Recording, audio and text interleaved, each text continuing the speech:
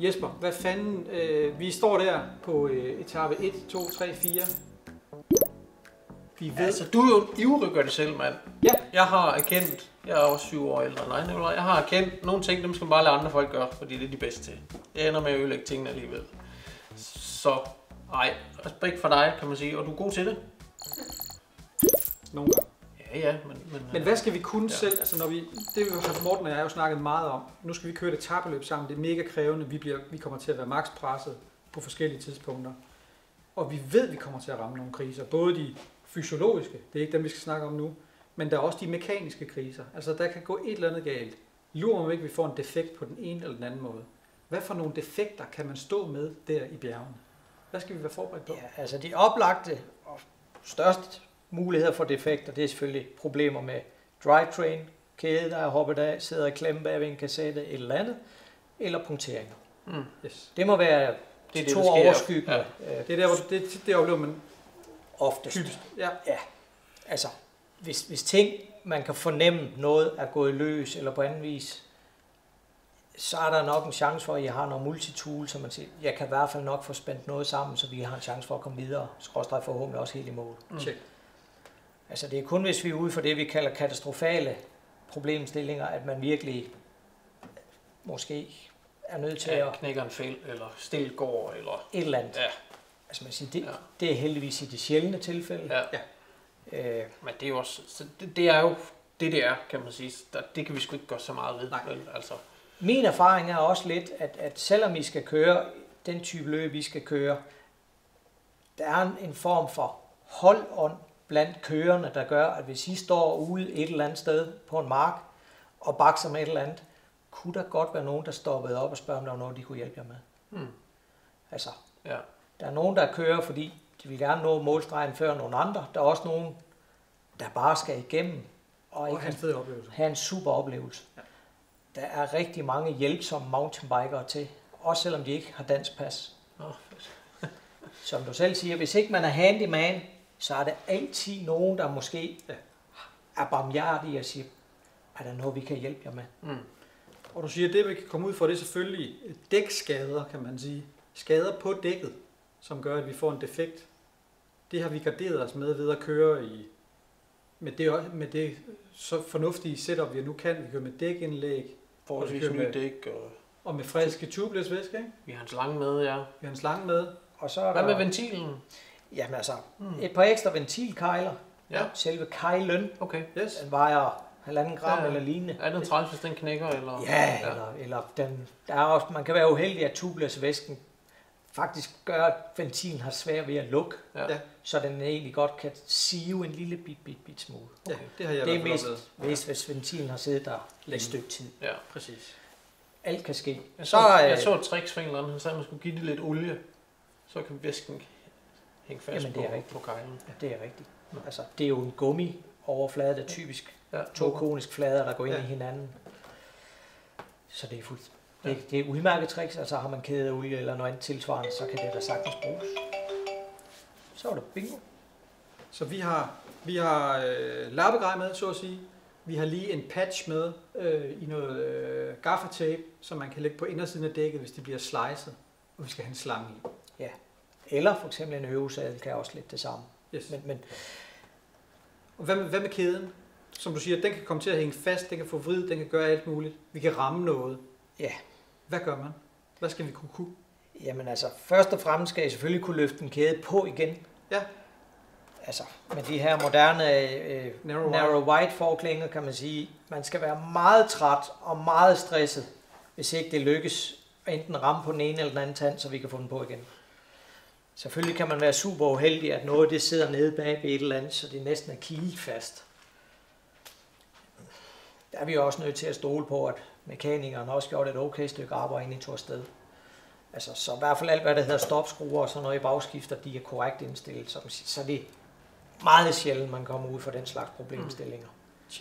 Bøjer man til geardrop under kørsel, kan det selvfølgelig gøre, at bagskifteren lige pludselig kommer lidt tættere ind mod eren, end den skulle, og det er det, der for eksempel kan gøre, at kæden kan ryge ned bag ved kassetten. Ja. Men så er man også meget uheldig. Ja. Så sprungne kæder, vi har selvfølgelig kædeled, samleled med. Og vi har en kædeadskiller med. Kædeadskiller med.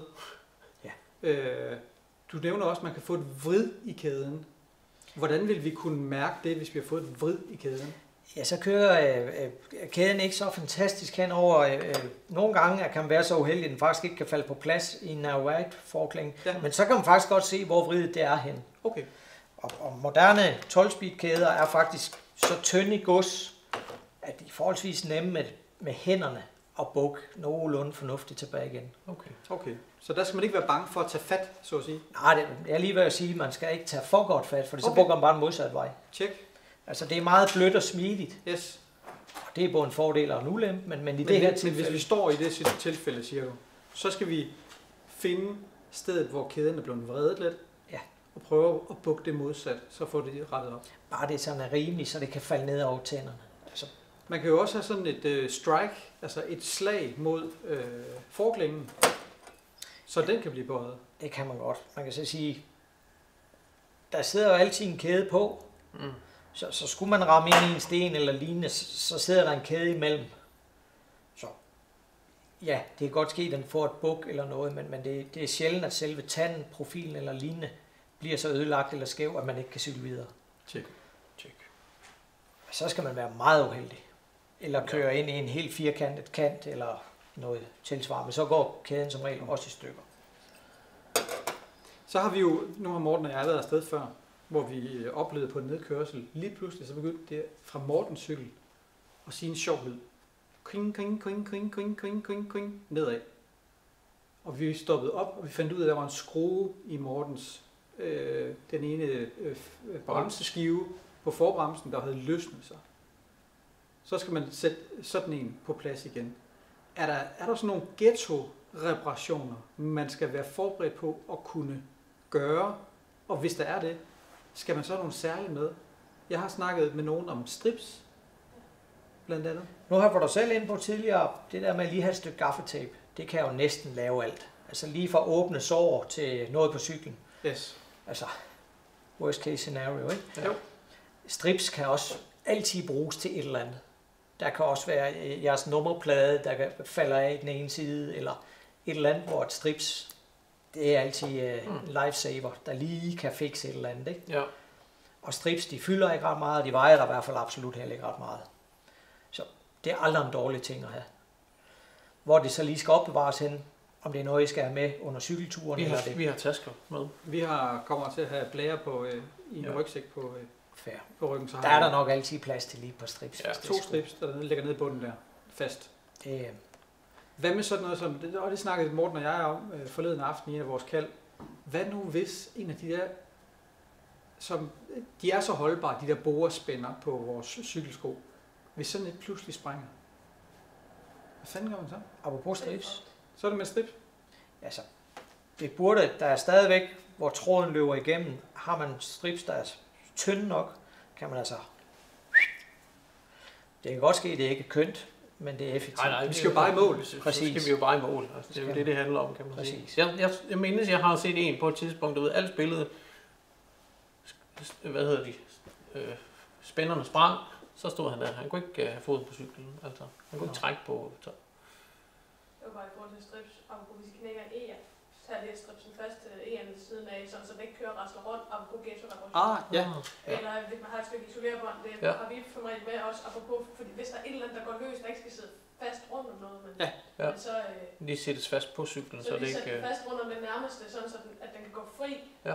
Vi snakker også om at have noget isolerbånd, for eksempel på vores... på det nederste på dropperen, altså ikke der, hvor den glider. Og simpelthen vikle 10 gange isolerbånd lige rundt om der, så har du altid det med som reserve. Det er korrekt, for det klister jo. Det klister mod sig selv, ja, og vi kan sagtens vaske cyklen og så videre, alt det der på. Men den lige har sådan 10 runder eller 20 runder isolerbånd på godt ghetto-tricks. Yes. Det er lige for, der er plads ind i rammenæmmerne i bunden til det. Ja, godt ghetto-tricks. Ja. Bestemt. Fedt. Så er vi tror, vi good er going. Ved at være klædt godt. Altså, vi er jo nødt til at erkende, der findes ting, man ikke kan forberede sig på. Ja. Og man er jo godt. Og man er jo ikke... Hvis håndtagene går løs, og det er mega godt isolerbånd ind under håndtagene, og på igen, så er de tykkere. Altså, hvis det bliver godt, I sveder, alt det salt går igennem og sådan noget. Jeg har faktisk valgt de tykkeste greb, man kan få, netop for at have så godt greb som muligt. Hvis de går løs, på grund af deres skum, det kan altså rystkasse løs, også fordi I sveder så meget, som I gør, hvis det bliver godt vejr. Vi kommer ikke til at svede. Nej, det tænker jeg heller ikke. I kører så stærkt, at det simpelthen falder af den samme. I bliver godt ind under der, så det er håndtaget på igen, så finder det lidt bedre. Det bliver rent Mario Cipollini nedad. Fedt. Det var det. Vi klædte godt på.